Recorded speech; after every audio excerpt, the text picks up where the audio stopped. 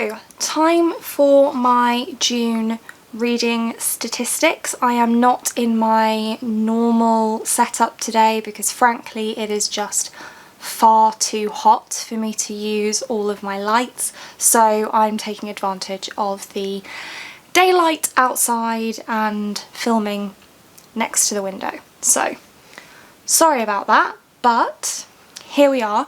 So I read 16 books in the month of June, and I'm going to very quickly run through all of those titles.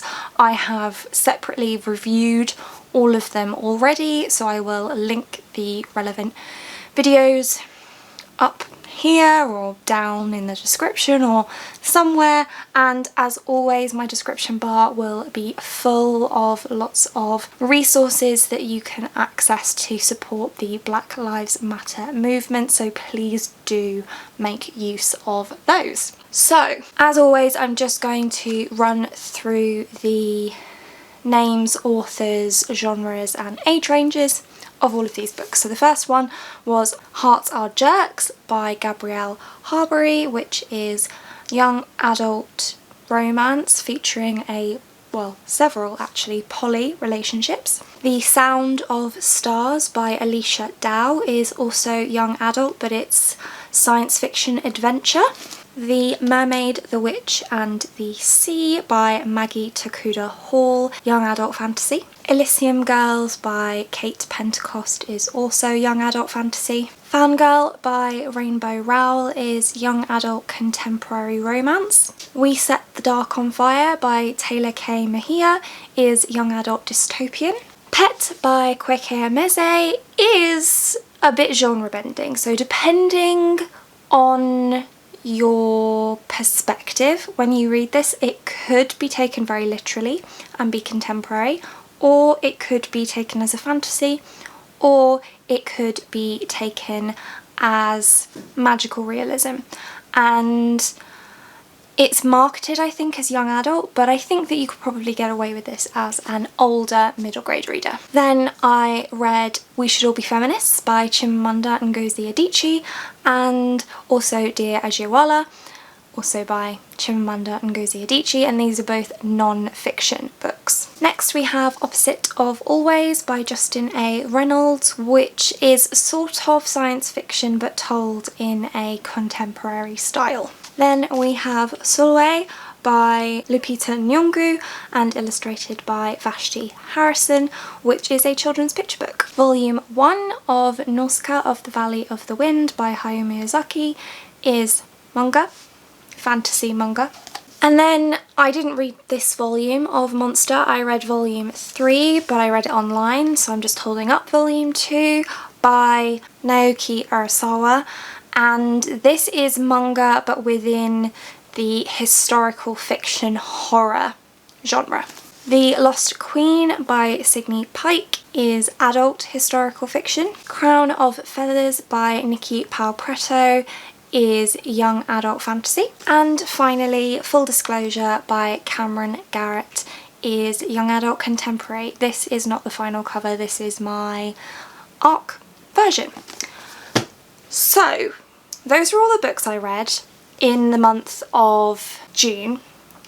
So breaking that down into distinct genre, we have 4 contemporary, or 3 if you don't want to include Opposite of Always, which has a slight science fiction vibe to it. Have 1 sci-fi, or 2 if you want to include Opposite of Always in sci-fi. 1 children's picture book, 2 historical fiction, 1 dystopian, 4 fantasy, or 5 if you want to include Pet in fantasy. I kind of just included it in a genre all of its own because to me my reading of it was slightly more magical realism. So if we're going with that, then 1 magical realism, but again that one's very open to interpretation in my opinion. So those are all of the books that I read and the various genres that they fall into. I also want to add an additional statistic to my usual statistics, which is to look at the number of books that I am reading by Black authors and authors of colour. So Out of the 16 books that I read in June, 12 were by authors of colour, and 7 of those 12 were by black authors. So the black authors I read from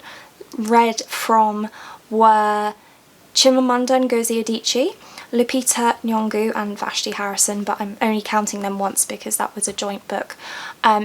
Cameron Garrett, Justin A. Reynolds, Alicia Dow and Akweke Emeze, and then for the authors of colour I read from Naoki Arasawa, Taylor K. Mejia, Nikki Pao Preto, Hayao Miyazaki and Maggie Tokuda Hall. So, and then of course by powers of deduction it means that I read 4 authors, white authors. So I'm pretty happy with that split, but I was making a very concerted effort in June to read from black authors and authors of colour, so I'm hoping that I can replicate that going forwards and hopefully hold myself accountable to that. So I'm happy with those stats, and it's something to aim for, I think, because overall that was pretty even and I'm happy with that. So hopefully I can carry on that sort of level moving forwards. Might be a little bit tricky whilst I'm on my book buying ban, but I will do my very best by prioritising those books that I already have that are from authors of colour, including black authors. And I have one book by an Indigenous author as well, which is Alexis Wright, who is Indigenous Australian, so hopefully I will read that soon as well.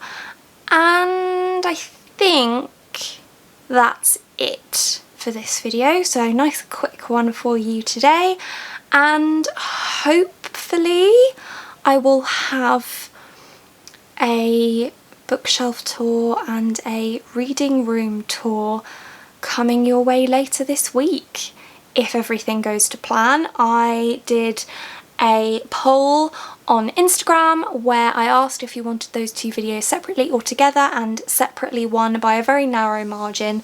So I'm hoping to film those basically this afternoon. So wish me luck with that.